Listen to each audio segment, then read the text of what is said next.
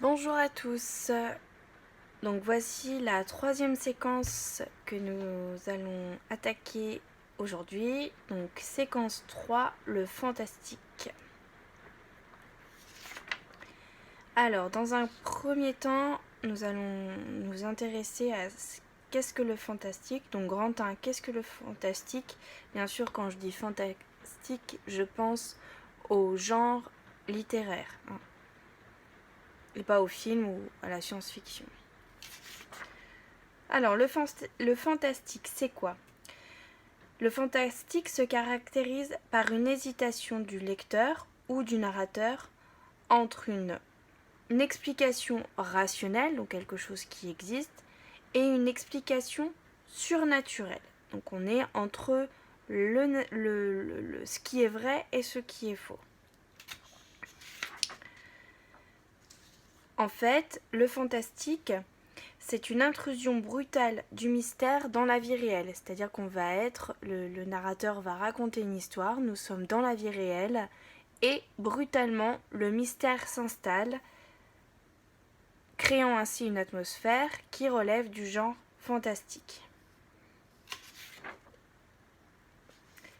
Alors, dans un grand 2, nous allons voir les caractéristiques du genre fantastique. Donc c'est relativement court.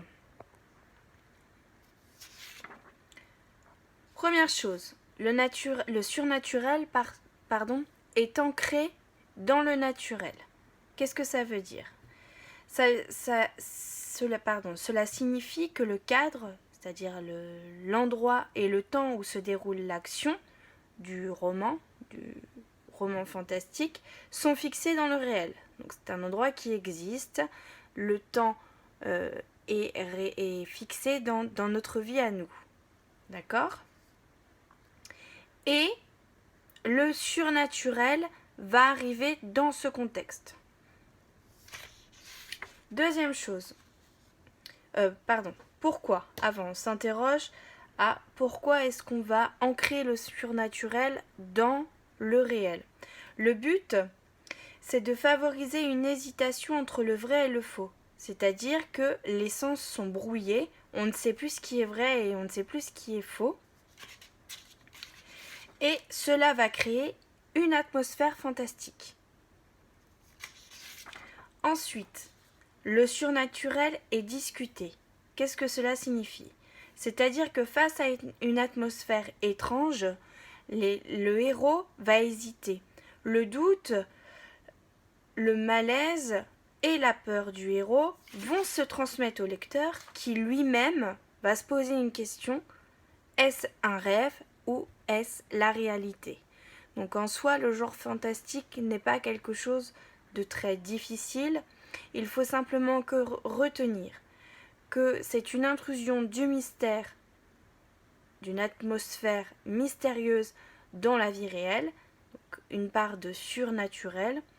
Et les caractéristiques sont que tout un tas d'éléments dans l'action, dans le temps, sur les lieux, vont être installés par l'auteur. Donc on va créer avec des adjectifs, avec des verbes d'action, etc. Et le lecteur doit lui-même se poser la question: est-ce que je suis dans le vrai ou est-ce que je suis dans un rêve ou est-ce que je suis dans la réalité? Voilà, donc ce sera tout pour aujourd'hui. C'est relativement court, mais ça n'empêche que vous aurez un petit questionnaire jeudi matin sur cette vidéo.